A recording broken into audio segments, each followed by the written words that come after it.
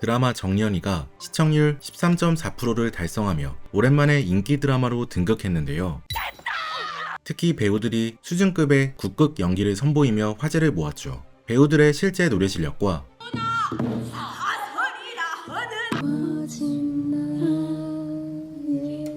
진짜 국극단 내 사랑과 질투에 대해 자세히 알아보도록 하겠습니다. 지금부터 팩트폭행입니다.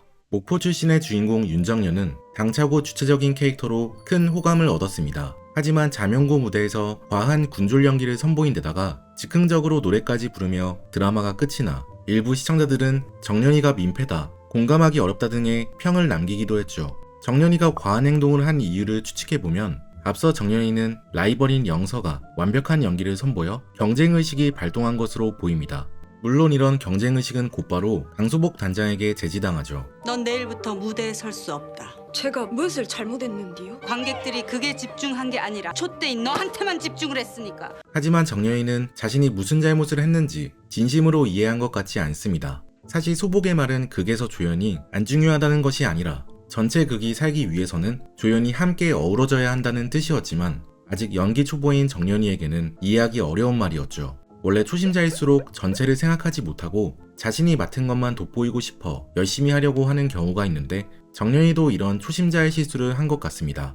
아무래도 드라마 정연이가 좌충우돌 성장 스토리를 그리는 만큼 이번 화에서는 정연이의 부족한 모습이 비춰진 것 같죠. 실제로 정연의 캐릭터를 분석해보면 어머니를 닮아 노래에는 천재적인 재능이 있지만 아직 국극과 연기에 대한 이해는 떨어지는 편입니다. 또 즉흥적인 정연이는 미래를 대비해 철저한 계획을 세우기보다 뭐든지 부딪히고 보는 스타일이죠. 이와 정확히 반대되는 캐릭터가 신예은 배우가 연기하는 허영서입니다. 영서는 준비되지 않으면 연구생에게도 자신의 연기를 숨길 정도로 미리 모든 것을 계획하고 통제하려는 완벽주의자적 모습을 보입니다. 영서는 연기를 기술적으로 완벽하게 해내지만 정연이처럼 무대를 진심으로 사랑하지 못하고 문옥경에게 연기를 즐기라는 충고를 듣기도 하죠. 앞으로 드라마 회차가 진행될수록 서로에게 배우며 더 성장해 나가게 될 것 같습니다. 영서는 정연에게 연기와 소리를 즐기는 법을 배우고 가르쳐줘. 넌 소리 어떻게 하는지. 정연은 영서를 보며 체계화된 연기를 배우게 될 것 같죠. 사실 처음에 영서의 캐릭터는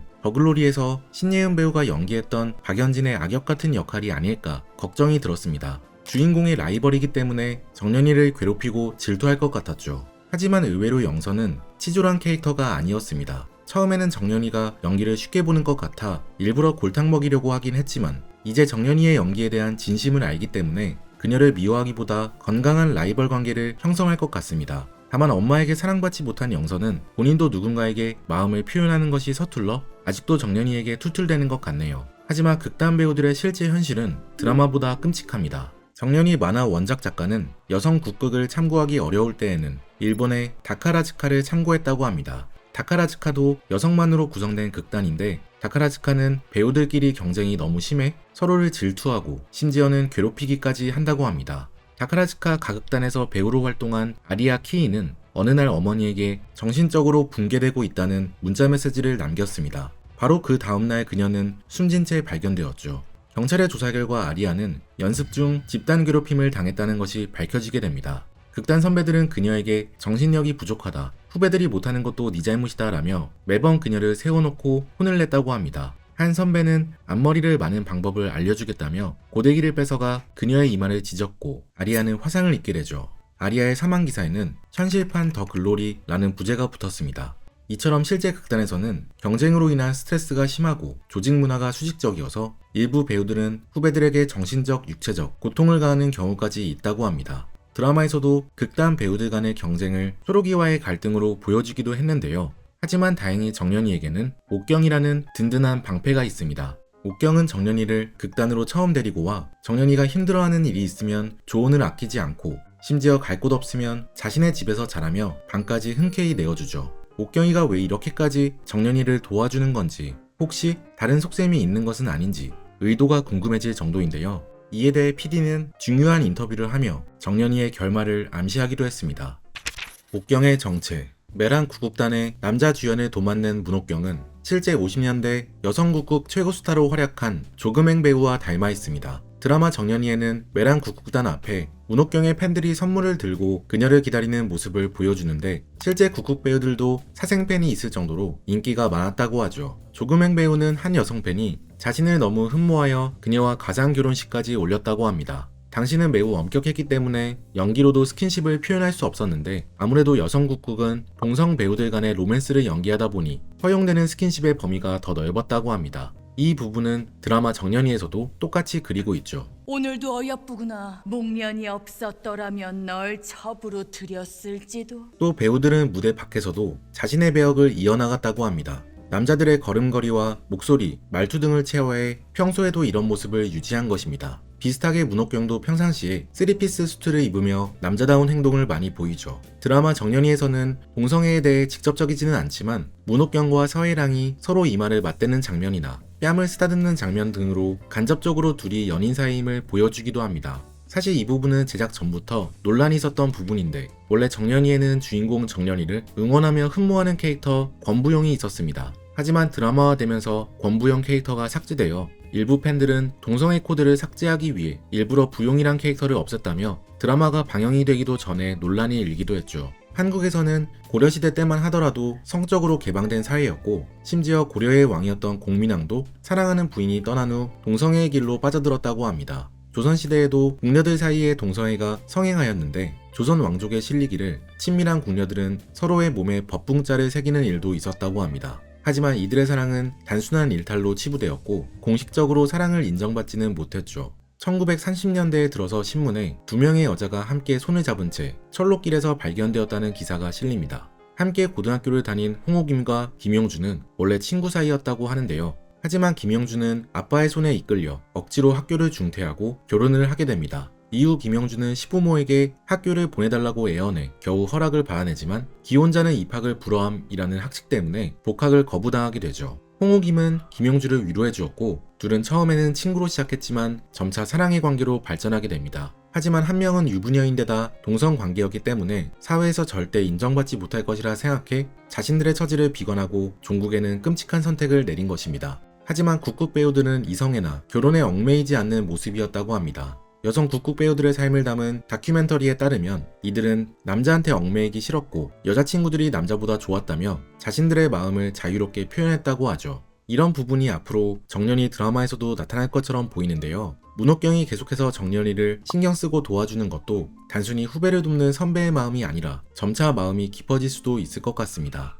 원작에서는 도파민 중독인 옥경이 삶의 재미가 없던 찰나에 톡톡 튀는 정년이를 만나 그녀를 재밌어하며 도와주는 것으로 그려집니다. 그래서 드라마에서도 옥경과 정년의 서사가 더욱 깊어질 것으로 보이죠. 정년이의 연출을 맡은 정지인 감독은 부용이가 가진 상징성이 크다며 이러한 부분을 드라마 전체적으로 보여질 수 있도록 담았다고 밝혔는데요. 원작 속에서 부용은 정년이를 좋아하며 배우로서의 정년이를 성장시키는 인물이었는데 드라마에서는 그 역할을 옥경과 친구 주란이 일부 나누어 담당하게 될 것 같습니다. 옥경이 정년이를 돕는 또 다른 이유는 실제 여성 국국 단원의 입을 통해서도 들을 수 있습니다. 근데 그런 인물들이 앞으로 계속 나와야 되는데 너무너무 이거를 좀 키우고는 싶은데 옥경은 앞으로 텔레비전과 영화의 시장이 커지고 점차 국국의 자리가 빼앗길 것이라는 사실을 알고 있었습니다. 또 본인은 국국이 더 이상 재미가 없어 그만하고 싶지만 여성 국국에서 자신이 떠나면 많은 팬들을 잃을 것을 알고 있어 떠나기를 주저하죠. 실제로도 여성 국국은 스타였던 주연 배우들이 극을 떠나며 인기가 시들시들해졌다고 합니다. 국국은 문옥경이 청춘을 바친 곳이고 소복 단장, 서해랑, 자신의 후배들과의 정에 얽혀 계속 국국을 하고 있지만 정년이처럼 새로운 후배들이 등장한다면 마음 편히 떠날 수 있을 것 같아 적극적으로 자신을 대체할 수 있는 후배들을 찾아 나서는 것 같습니다. 그렇다면 정년이의 미래와 외랑 국국단의 결말은 어떻게 될까요? 결말 예측.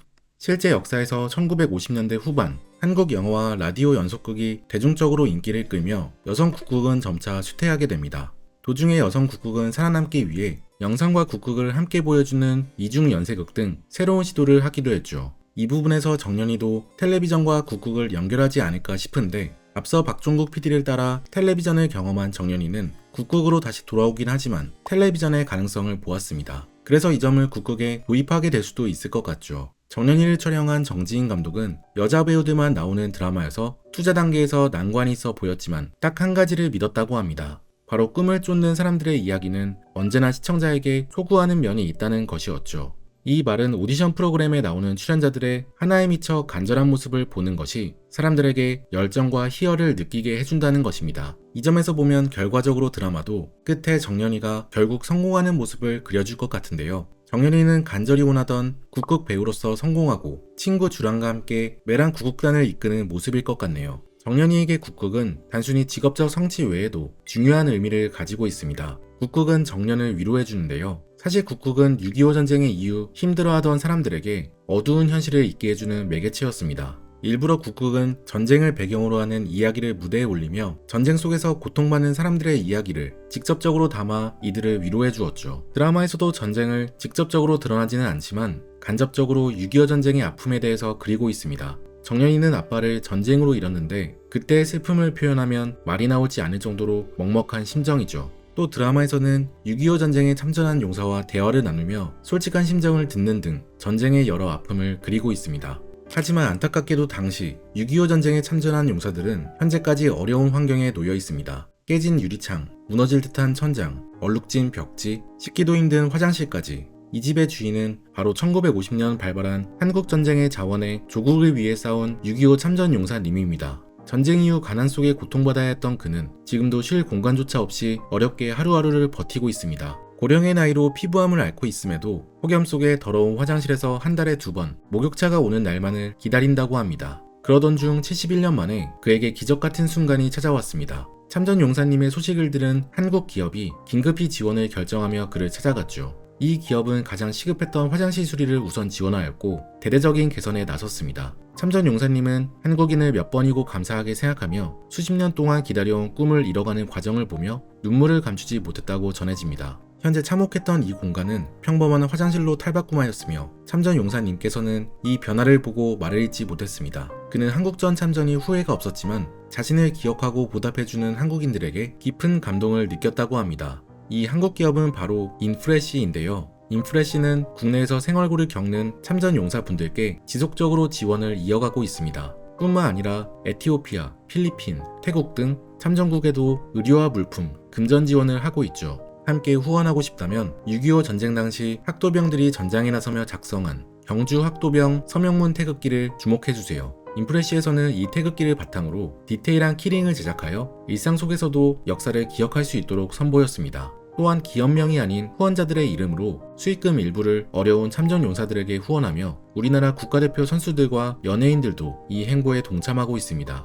작은 마음이 모여 우리의 영웅들에게 더 큰 기적을 전할 수 있기를 바랍니다. 인프레시의 후원 굿즈 링크는 고정 댓글에 안내해 두었으니 많은 관심과 응원 부탁드립니다. 정연이 드라마는 첨예한 갈등은 없지만 주인공의 성장 서사와 가슴 따뜻해지는 이야기, 수준 높은 국극으로 화제를 얻고 있는데요. 주인공 역을 맡은 김태리 배우는 국극을 구현하기 위해 약 3년 정도 소리 연습을 했다고 합니다. 또 실제 큰 무대 공연을 4, 5회 촬영하며 진짜 공연을 준비했다고 하죠. 출연한 배우들이 실제로 노래 부른 장면을 모두 모아왔습니다. 때나 고구려의 강산 잠이 짓밟은 원수로 우리 사랑했던 그 마음 바람이 칠때 아직까지 내 옆에 있어 진짜 수능 공부 대성 마이맥 사설이라 하는 것은 오직 나의 길